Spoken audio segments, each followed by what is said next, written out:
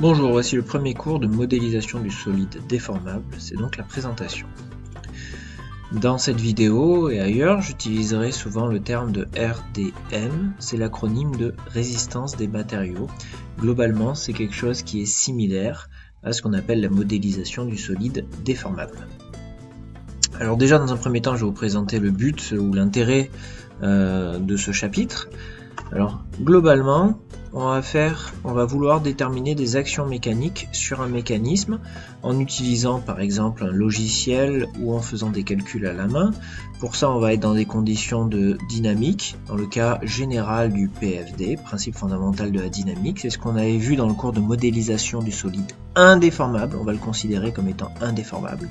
Et un cas particulier, c'est la statique, le PFS, un cas particulier du PFD. À partir de là, grâce au PFD, dans le cas général, on va déterminer les actions mécaniques qui s'exercent sur une ou plusieurs pièces d'un mécanisme. Par exemple, ici, on peut s'intéresser au bras, à cette pièce-là du bras, ou à la deuxième pièce du bras ici de cette mini-pelle. Et à partir de là, à partir du moment où on connaît les actions mécaniques qui s'exercent sur la pièce, on peut utiliser la loi de la résistance des matériaux, les lois des résistances des matériaux, donc modélisation du solide déformable, c'est l'objet du chapitre qui est ici. On peut faire ça un calcul à la main, on peut faire un calcul via un logiciel, connaissant les caractéristiques des matériaux, donc on est dans la résistance des matériaux, on va en déduire ce qu'on appelle des contraintes et déformations qu'on définira plus tard, mais grosso modo, l'idée c'est que notre bras de notre mini-pelle, une fois qu'on connaît les actions à différents points, donc par exemple ici, ici et aux deux extrémités, on sait que ça ne bouge pas, on va pouvoir tracer ici ce qu'on appelle une contrainte. Et à partir de cette carte de contrainte, si on est au-delà d'une certaine valeur, on sait que la pièce ne résistera pas ou sera endommagée. Voilà le but de la modélisation du solide déformable, déterminer si les pièces vont être endommagées ou pas. Donc ça permet de définir les formes d'une pièce, les dimensions et les matériaux à utiliser. Le but étant de maîtriser la résistance de l'objet, ses déformations et aussi bien entendu le coût. Parce que si on veut que ça résiste, il faut mettre plus de matière, mais si on en met trop, ça coûtera trop cher.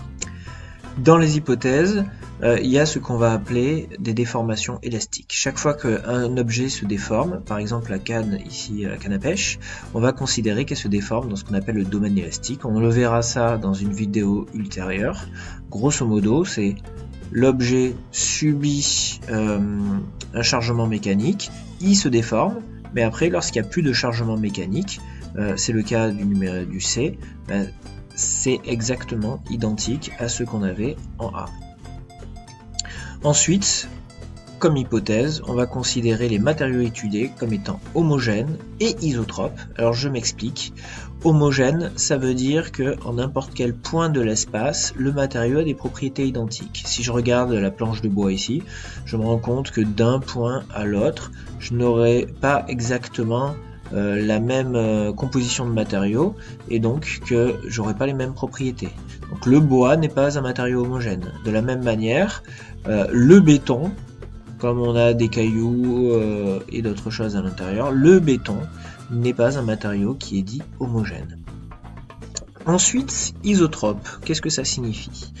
Je prends l'exemple ici d'une pièce qui est réalisée en forgeage, donc on va la déformer avec des machines, et à partir de là, on va observer à l'intérieur de la pièce ce qu'on appelle un fibrage, c'est-à-dire que la matière va être expulsée dans certaines zones, et donc on aura des propriétés qui vont être différentes en fonction des directions dans lesquelles on regarde. Donc par exemple, si je regarde mon crochet suivant la direction que je montre ici, il aura certaines propriétés qui seront différentes des propriétés suivant la direction transverse.